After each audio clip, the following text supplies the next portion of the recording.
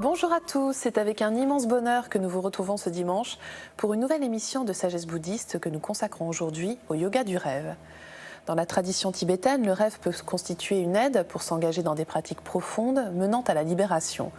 Car dans l'état de sommeil, la conscience au sein du rêve peut devenir un moyen de progression sur le chemin spirituel et nous aider à nous libérer de nos habitudes et de nos attachements psychologiques.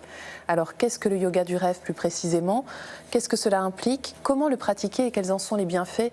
C'est ce que je vous propose de voir sans plus attendre avec nos deux invités. Mokshok Rinpoché, bonjour. Bonjour. Bonjour. Vous appartenez à la lignée Gelugpa et Shangpa Kagyu. Après avoir enseigné à Taïwan et à Hong Kong, vous êtes installé en France en 1999, à Marseille plus précisément, où vous dispensez aujourd'hui des enseignements. Merci d'être avec nous. Davina Galek-Drolkar, bonjour. Bonjour. Alors, vous avez quant à vous pris l'engagement monastique en 2004, puis reçu la pleine ordination en 2012. Vous avez également fondé le centre de Chokerling en Poitou-Charentes. Et je signale que vous avez, entre autres, suivi des études de psychologie en travaillant notamment sur la question du rêve. Merci d'être avec nous aujourd'hui. Merci. Alors, Mokshok Rinpoché, première question. Quelle place tient le yoga du rêve dans la pratique du bouddhisme tibétain ? De manière générale, tout le monde peut pratiquer le yoga du rêve. Car nous dormons tous et nous rêvons tous. Et donc, il y a en fait plusieurs degrés dans cette pratique du yoga du rêve. À un premier niveau qui vraiment s'applique à tout le monde, il est important, donc avant de s'endormir, de faire en sorte que l'esprit soit totalement apaisé. Et ensuite, la pratique du yoga du rêve va consister à prendre conscience de la mystification du rêve, donc de réaliser que, en fait, on est en train de rêver, mais à des niveaux donc plus élevés. Cette pratique du yoga du rêve nécessite un certain nombre de préparatifs, de préliminaires, nécessite notamment que l'on ait développé une capacité de samadhi très développée. Je pourrais détailler ces points ultérieurement. Alors, Davina Galek-Drolkar, en quoi le rêve tient également une place très importante, on le sait mieux d'ailleurs dans notre monde occidental, dans le travail thérapeutique? Dans toutes les choses, il y a trois phases. Il y a le début, il y a la progression et il y a l'aboutissement. On peut considérer que la première phase, celle du début, correspond au travail thérapeutique qui peut être effectué au travers de l'interprétation des rêves. Bien évidemment, cette interprétation ne peut être faite qu'avec quelqu'un qui est hautement qualifié. Hein. On ne peut pas trouver ça dans les livres. Voilà. C'est un travail très important, à mon sens, parce qu'il permet d'aller investiguer la conscience quand le domaine habituel de la conscience à l'état de veille s'est mis en retrait par le sommeil, et qu'alors à ce moment-là, une autre conscience éclaire, enfin un autre élément de la conscience éclaire le jeu de l'esprit. Pendant le sommeil, des choses justement se libèrent, c'est toute une histoire, ce sont plein d'images, quelquefois dans un chaos indestructible, mais on peut tout à fait décoder et présenter alors à la personne qui est en difficulté. Et à ce moment-là, cette personne a le choix d'en faire quelque chose, effectivement. Conjointement avec le travail qui peut être fait dans le yoga du rêve du bouddhisme tibétain, qui lui ne cherche nullement à faire l'interprétation des rêves finalement, c'est pas fait pour ça. Conjointement, ce travail peut permettre une première entrée et une entrée consciente dans le travail du bouddhisme qui est quand même beaucoup plus subtil. Entrer par le biais de la psychologie permet de comprendre ce qu'on est en train de faire et de comprendre qu'on a besoin d'abord de connaître comment notre esprit fonctionne exactement, pourquoi nous nous mettons en colère, quelles sont les causes de cette jalousie incroyable, quelles sont les causes de cet orgueil qui nous dépasse, enfin, etc. Donc à partir de ces causes qui nous sont présentées clairement, on peut commencer à s'engager dans un travail plus profond. Alors justement, Mokshok Rinpoche, comment est-ce que concrètement on se prépare au yoga du rêve? Est-ce que vous pouvez nous donner si ce n'est quelques conseils, quelques indications en tout cas? Pour se préparer à la pratique du yoga du rêve, il est tout d'abord important, avant de s'endormir, de faire en sorte que nos canaux et les souffles et les énergies subtiles qui circulent soient à un état paisible, ne soient pas perturbés. Pour cela, il sera nécessaire, par exemple, de s'abstenir de boissons alcoolisées, de s'abstenir d'une activité physique intensive ou d'une activité également intellectuelle très très intensive, ou de s'abstenir également de relations sexuelles très intensives. Et il sera ce qui permettra donc d'établir dans un état paisible donc les canaux et les énergies subtiles, le souffle. Durant le jour, il sera également important de s'habituer à voir tout ce que l'on perçoit, tous les phénomènes, comme étant de la nature du rêve, comme étant semblables au rêve. Il sera également important, avant de s'endormir, de s'appliquer à la pratique du Guru Yoga, et également, de manière générale, durant le jour, de s'appliquer à des accumulations d'énergie positive, des accumulations de mérite, et également à des pratiques de purification des négativités accumulées sur son esprit. Alors effectivement, en vous écoutant, on se rend compte que le yoga du rêve, finalement, se prépare tout au long de la journée, dans notre vie quotidienne. C'est très important d'en avoir conscience, Rinpoche.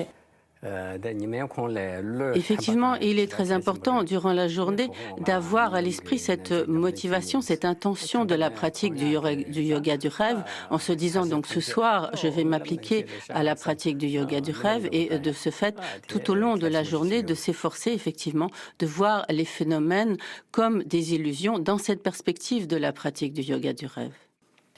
Alors Davina Gelek-Drolkar, est-ce que l'on peut dire également qu'il existe différents types de rêves ?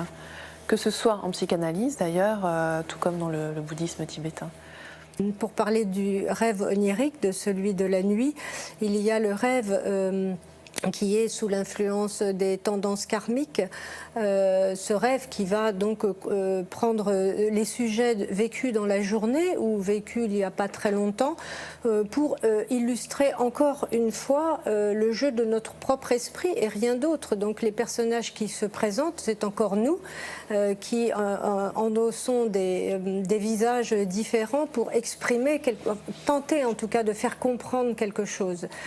Et ça, évidemment, on ne le comprend pas, puisque en général, on le prend au premier niveau en pensant qu'il y a des valeurs symboliques partout, qu'il y a des signes partout, alors que le seul signe à reconnaître, c'est celui de soi-même, sous l'emprise justement de la saisie du soi, sous l'emprise des images et sous l'emprise de tout ce qui peut se passer et qui nous apporte des sensations et des perceptions. Donc ça, c'est le rêve des tendances karmiques, et c'est le plus courant, puisque voilà.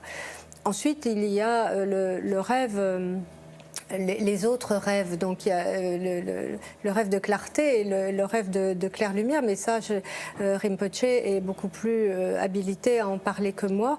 Et de toute façon, ce sont des rêves qui peuvent arriver seulement quand justement la conscience est déjà beaucoup plus stabilisée. Or, si on ne fait rien pour stabiliser sa conscience, ça ne va pas arriver tout seul. On a beau se dire je vais rêver ou je pratique le yoga du rêve, il faut savoir que le yoga, justement, ce joli titre, dit simplement que, bien sûr, cela relève d'un entraînement au quotidien dans sa vie, d'une motivation qui soit juste, parce que pourquoi le faire, quelle est l'intention, donc d'une motivation juste qui va être à même d'alerter la conscience profonde à cette évolution espérée en soi. Donc c'est vraiment un travail sur soi, mais c'est pas un travail que l'on peut faire à la légère, c'est vraiment un travail qui dépend de tout, qui dépend aussi bien d'ailleurs même de la nourriture que de à quoi on emploie son temps effectivement dans la journée. Donc il y a ces trois formes de rêve. Alors justement, Rinpoche, ce travail dont parle Davina, ce travail du yoga du rêve, est-ce qu'il permet de développer certaines qualités, certaines vertus, et lesquelles ? De manière générale, nous passons beaucoup de temps à dormir. Par cette pratique du yoga du rêve, nous pouvons faire en sorte de transformer tout ce temps en une pratique vertueuse. D'autre part, cela permet de démystifier tout ce qui habituellement nous trompe. En effet, donc, du fait que nous appréhendons faussement les choses comme existant réellement, telles que nous les percevons, sur la base de ces perceptions, nous développons de l'attachement, du désir, de la colère, de l'aversion, l'ignorance, l'aveuglement, etc. Donc, grâce à cette pratique du rêve, nous pouvons démystifier la base à partir de laquelle apparaissent tous ces facteurs négatifs de l'esprit, et de cela, bien sûr, nous tirerons un très grand profit. À un niveau plus élevé, si on a vraiment développé un très bon samadhi, une très bonne expérience de la concentration, tout en étant donc dans le rêve, on peut, à partir du corps grossier, quitter ce corps grossier en produisant un corps onirique qui va comme visiter des champs de Bouddha, percevoir la présence des Bouddhas, recevoir directement les bénédictions de Bouddha, et ensuite donc comme réintégrer donc ce corps grossier du dormeur. Alors, pour conclure, Davina, est-ce qu'on peut dire qu'il se passe aussi des choses au niveau thérapeutique, dans le processus thérapeutique, lorsque l'on se souvient de ses rêves? Est-ce que ça rejoint un petit peu ce que disait Rinpoche? Déjà, le fait de s'appliquer à se souvenir de ses rêves est déjà une démarche thérapeutique, parce que c'est déjà quelque chose qui permet d'avoir, si pas de la concentration, mais en tout cas de l'attention. Suffisamment d'attention pour déclencher le phénomène que quelqu'un qui n'a pas du tout, qui ne se souvient jamais de ses rêves, s'il prend soin justement d'acheter un cahier spécial avec un crayon, de le poser à son chevet et avant de s'endormir, de donner un ordre à son subconscient en lui disant « je dois me souvenir de mes rêves, je vais me souvenir de mes rêves », tôt ou tard, s'il s'applique un peu, il va s'en souvenir. Donc déjà, c'est une bonne démarche pour avoir de l'application à faire quelque chose d'une manière récurrente. Et puis, le fait de se souvenir de ses rêves permet soi-même de voir ce que l'on ressent aussi au réveil avec ce souvenir. Quel est le ressenti? Qu'est-ce qu'on en ressent? Bon. Mais de tout cela, à mon avis, il faut savoir aussi se débarrasser, parce que, en fait, on reste toujours dans ce monde d'images et ce monde d'apparence. Et si on reste toute sa vie sans essayer d'avoir une ouverture de la conscience vers justement un absolu, et que l'on reste toujours accroché aux images et aux concepts, on ne va pas vraiment progresser dans l'au-delà de la souffrance. On va rester, toute image forcément un jour se détériorera et fera qu'on sera en difficulté de perdre cette image. Donc je crois que le yoga du rêve et le yoga aussi thérapeutique en psychologie, s'il est bien expliqué, peut permettre, s'il est bien expliqué et s'il débouche sur la démarche spirituelle, peut permettre vraiment une amélioration de soi et de sa vie. Très bien, nous allons nous quitter sur ces très belles paroles. Merci beaucoup à tous les deux d'avoir été avec nous aujourd'hui. Merci. Merci Aurélie. Et si vous souhaitez en savoir plus, voici quelques ouvrages que nous vous proposons. Tout d'abord, Yoga tibétain du rêve et du sommeil de Tenzin Wangyal Rinpoche aux éditions Claire Lumière.